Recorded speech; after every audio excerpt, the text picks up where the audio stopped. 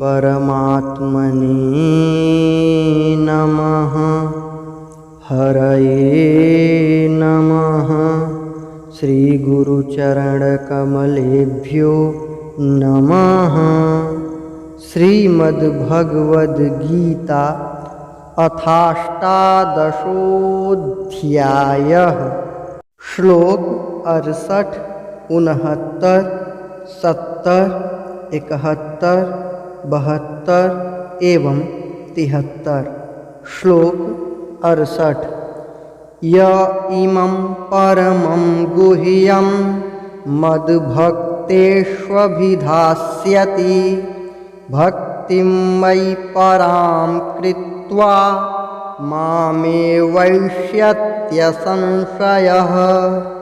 य इमं परमं गुह्यं मद्भक्तेष्वभिधास्यति भक्तिं मयि परां कृत्वा मामेवैष्यत्यसंशयः। श्लोक 69।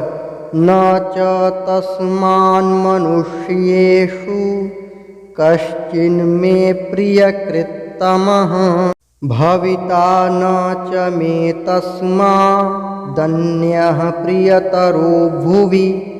न च तस्मान्मनुष्येषु कश्चिन्मे प्रियकृत्तमः भविता न च मे तस्मादन्यः प्रियतरो भुवि। श्लोक 70।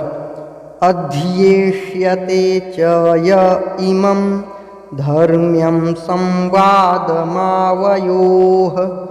ज्ञानयज्ञेन तेनाह मिष्टः स्यामिति मे मतिः।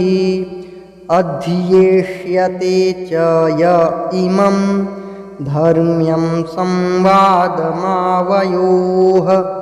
ज्ञानयज्ञेन तेनाह मिष्टः स्यामिति मे मतिः। श्लोक 71। श्रद्धावाननसूयश्च शृणुयादपि यो नरः सोऽपि मुक्तः शुभान् लोकान् प्राप्नुयात् पुण्यकर्मणाम्। श्रद्धावाननसूयश्च शृणुयादपि यो नरः सोऽपि मुक्तः शुभान् लोकान् प्राप्नुयात् पुण्यकर्मणाम्।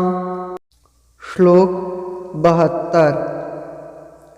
कच्चिदेतच्छ्रुतं पार्थ त्वयैकाग्रेण चेतसा कच्चिदज्ञानसम्मोहः प्रनष्टस्ते धनञ्जय। कच्चिदेतच्छ्रुतं पार्थ त्वयैकाग्रेण चेतसा कच्चिदज्ञानसम्मोहः प्रनष्टस्ते धनञ्जय। श्लोक 73।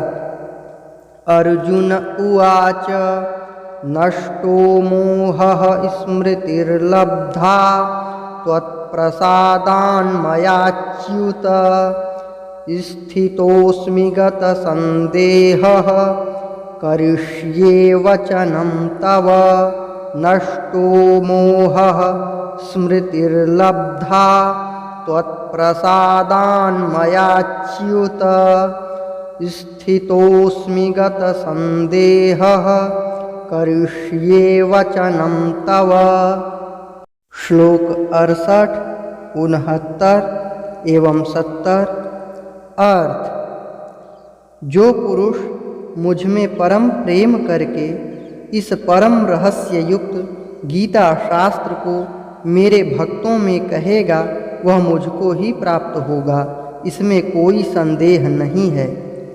उससे बढ़कर मेरा प्रिय कार्य करने वाला मनुष्यों में कोई भी नहीं है, तथा पृथ्वी भर में उससे बढ़कर मेरा प्रिय दूसरा कोई भविष्य में होगा भी नहीं।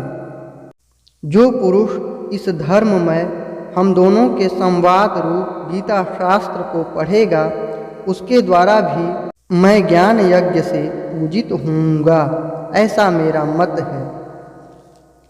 श्लोक 71 एवं 72 अर्थ। जो मनुष्य श्रद्धा युक्त और दोष दृष्टि से रहित होकर इस गीता शास्त्र का श्रवण भी करेगा, वह भी पापों से मुक्त होकर उत्तम कर्म करने वालों के श्रेष्ठ लोकों को प्राप्त होगा।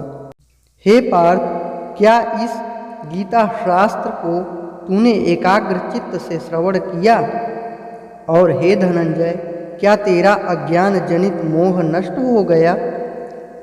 श्लोक 73 अर्थ। अर्जुन बोले, हे अच्युत, आपकी कृपा से मेरा मोह नष्ट हो गया और मैंने स्मृति प्राप्त कर ली है। अब मैं संशय रहित होकर स्थित हूँ, अतः आपकी आज्ञा का पालन करूँगा।